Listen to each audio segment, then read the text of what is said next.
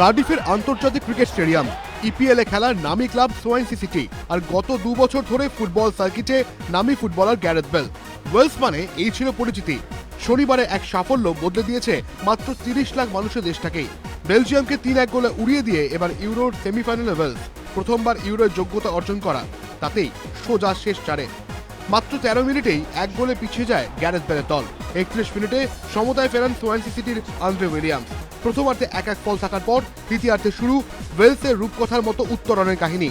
আর যাদের গোলে ঘটল সে ইতিহাস, তাদের তো বিশ্ব ফুটবলে চিনল এদিনই। 55 মিনিটে গোল রবসন কানুর। গ্যারেথ বেলের পাশে খেলেন ইংল্যান্ডের 3য় ডিভিশনের অনামী ক্লাব সুইন্ডন টাউন এফসিতে। অনামী ক্লাবে এই অনামী ফুটবলারের গোল চোখে আঙুল দিয়ে দেখিয়ে দিল বেলজিয়ান ডিফেন্স কতটা পলকা।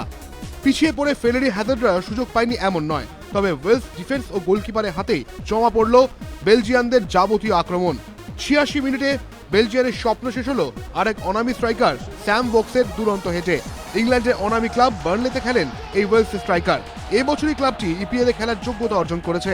ইপিএল এ নামার আগেই দেশের হয়ে গোল করে ভোক্স তৈরি করলেন নতুন ইতিহাসের।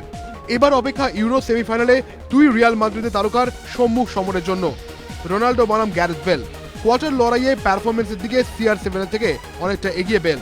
আবার কি জায়ান্ট কিলার ওয়েলস দেখাবে নতুন অঘটন? এবিপি আনন্দ।